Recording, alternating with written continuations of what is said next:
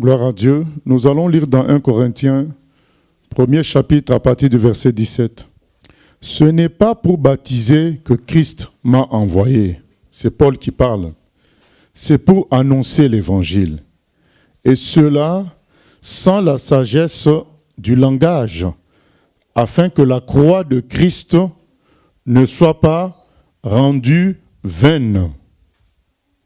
Car la prédication de la croix est une folie pour ceux qui périssent, mais pour nous qui sommes sauvés, elle est une puissance de Dieu. Aussi est-il écrit, « Je détruirai la sagesse des sages, et j'anéantirai l'intelligence des intelligents. » Où est le sage?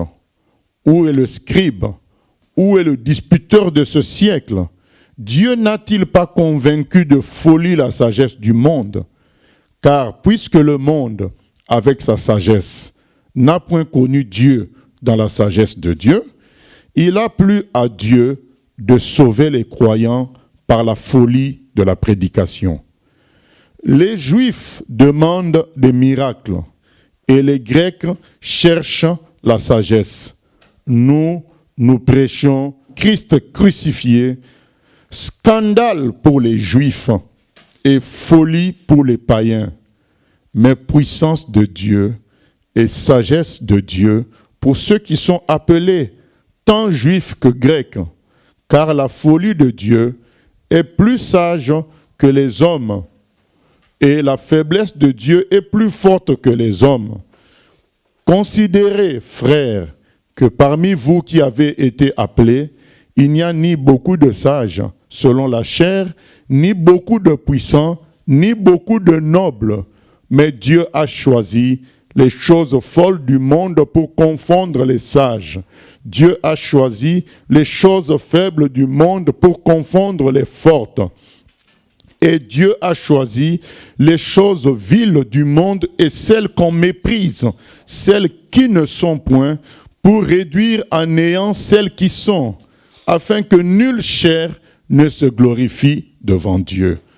Or, c'est par lui que vous êtes en Jésus-Christ, lequel, de par Dieu, a été fait pour nous sagesse, justice et sanctification et rédemption, afin, comme il est écrit, que celui qui se glorifie dans le Seigneur. Dans l'humanité, nous ne sommes pas habitués à ce qu'un héros perde la bataille. Nous sommes en train de prêcher que c'est la mort de Jésus qui nous a sauvés. Parce que nos péchés ont été pardonnés, parce que lui, il les a pris, et donc il a été crucifié à cause de ça. Mais au regard de l'homme normal, être crucifié est une malédiction et une défaite. C'est pourquoi il est écrit, la prédication de la croix est un scandale pour les Juifs. Les Juifs attendaient un Messie qui les délivre de leurs ennemis. Et dans le passé, ils en ont déjà eu. Ils ont eu David comme Messie qui les a délivrés des Philistins, de Goliath. Ils ont eu Moïse comme Messie qui les a délivrés d'Égypte. Ce Messie-là, quand il les délivre avec gloire et puissance. Maintenant, on leur dit que non, le grand Messie, le champion des champions, lui va être vaincu. Ah ben, ça, c'est pas facile. C'est pourquoi on dit que c'est un scandale pour eux. Quoi? Mais pourtant, ce qui est dit là se trouve dans leurs écrits.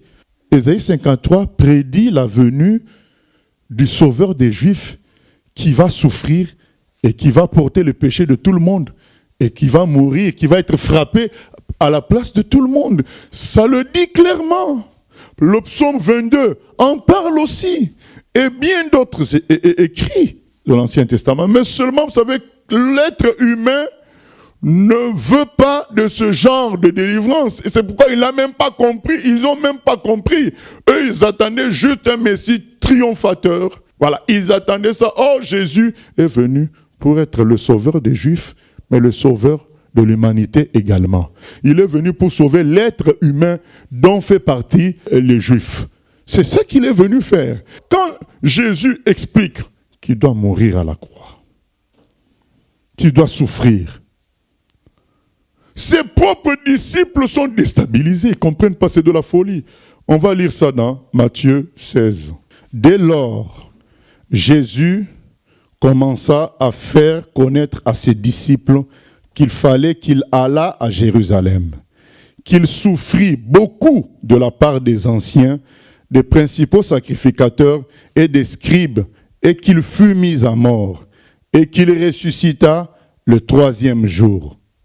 Pierre, qui était un disciple de Jésus, l'ayant pris à part, se mit à le reprendre et dit, « À Dieu ne plaise, Seigneur, cela ne t'arrivera pas. » Mais Jésus, se retournant, dit à Pierre, « Arrière de moi, Satan, tu mets en scandale, car tes pensées ne sont pas les pensées de Dieu, mais celles des hommes. » Jésus est scandalisé par la résistance de Pierre. Il dit, mais tu me scandalises, tu veux m'empêcher d'accomplir ma mission.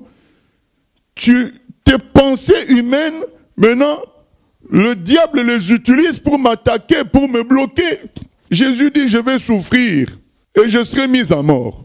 Mais le 3e jour, je vais ressusciter.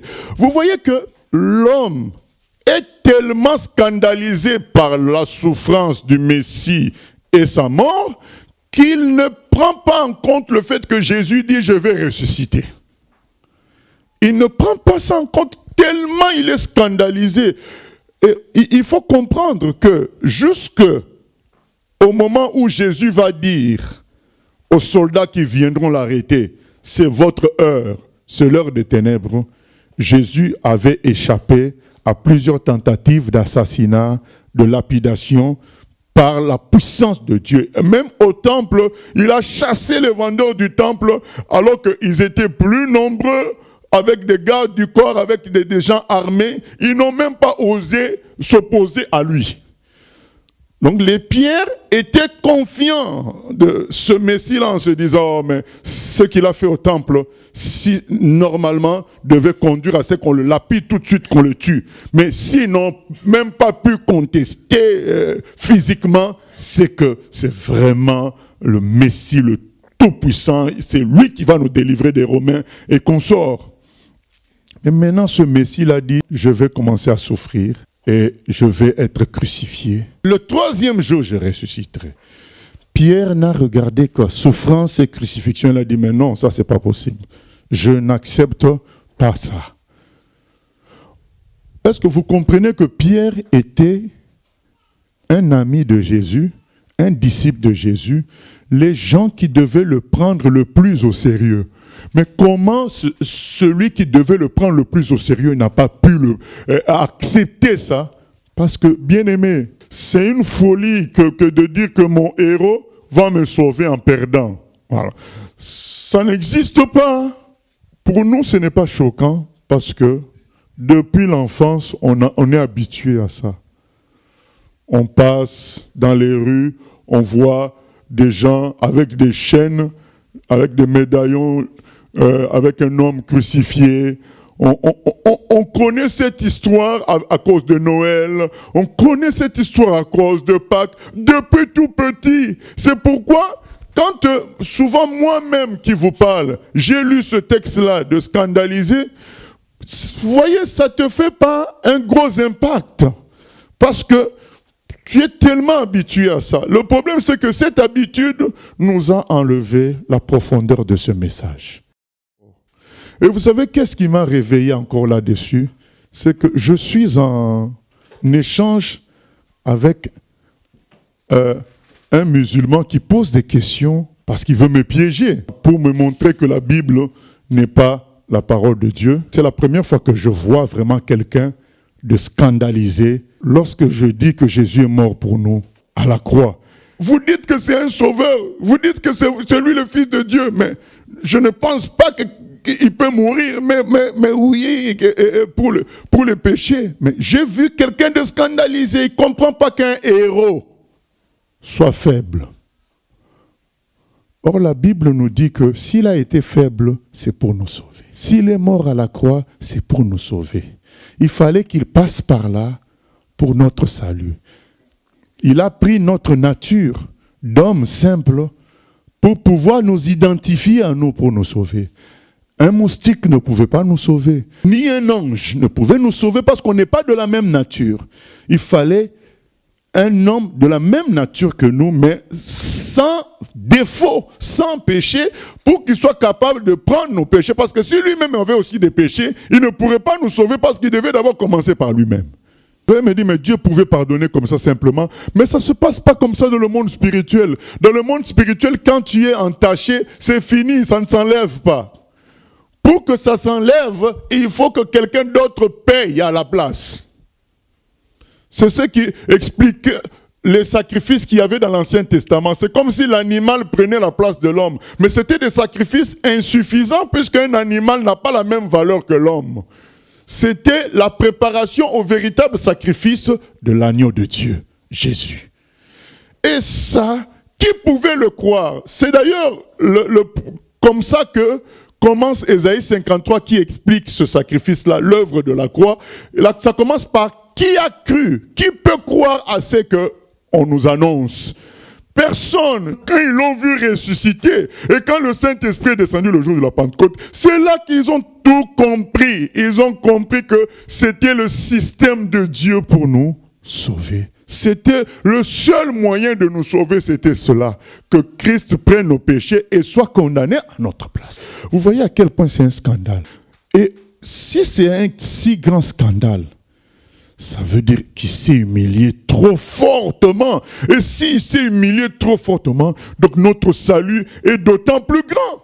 Quand on dit, mais le Fils de Dieu meurt à la croix, première réaction, c'est faux.